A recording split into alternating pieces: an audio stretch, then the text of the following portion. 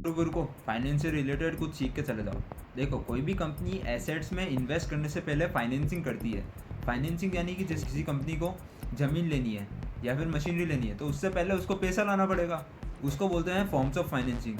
तो ये जो फॉर्म्स ऑफ फाइनेंसिंग होते हैं ये बैलेंस शीट के राइट साइड में बताए जाते हैं। अब फॉर्म्स ऑफ फाइनेंसिंग क्या होता है, दो तरह के होते हैं। पहला होता है डेप्ट। डेप्ट यानी कि कंपनी किसी से लोन ले, ठीक है।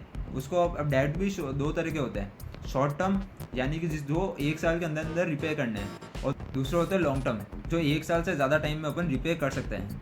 और फाइनेंसिंग का दूसरा फॉर्म है शेयर होल्डर्स इक्विटी, यानी कि आप जैसे किसी कंपनी के शेयर में इन्वेस्ट करते हो तो आप उस कंपनी के क्या हो गए, पार्ट टाइम ओनर हो गए। अब पार्ट टाइम ओनर क्यों हुए, क्योंकि आपने क्या करा, जब तक आपके पास शेयर है तब तक आप उसके ओनर हो। आपने जैसे ही शेयर बेच दिए कंपनी के, आप उसके ओनर नहीं कहलाओगे। तो जितने परसेंट आपके पास शेयर्स होंगे उतने परसेंट आप उस कंपनी के क्या कहलाओगे, ओनर कहलाओगे। तो कंपनी क्या करती है, लोगों को इन्वाइट करती है कि आप आओ हमारी कंपनी में इन्वेस्ट करो, स्टॉक्स खरीदो और पार्ट टाइम ओनर बन जाओ। तो अब शेयर होल्डर्स इक्विटी क्या होती है, ये होती है total assets minus total liabilities.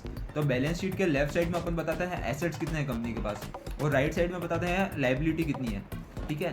तो अब जैसे मान लेते हैं कंपनी के पास है 100 करोड़ के एसेट है और उसके पास 30 करोड़ का लोन है। तो 100 करोड़ में से 30 करोड़ गए तो कितने बचे, 70 करोड़। ये जो 70 करोड़ होंगे इसको अपन बोलेंगे शेयर होल्डर्स इक्विटी। तो इस तरीके से अपन बैलेंस शीट के राइट साइड में फॉर्म्स ऑफ फाइनेंसिंग देखते हैं।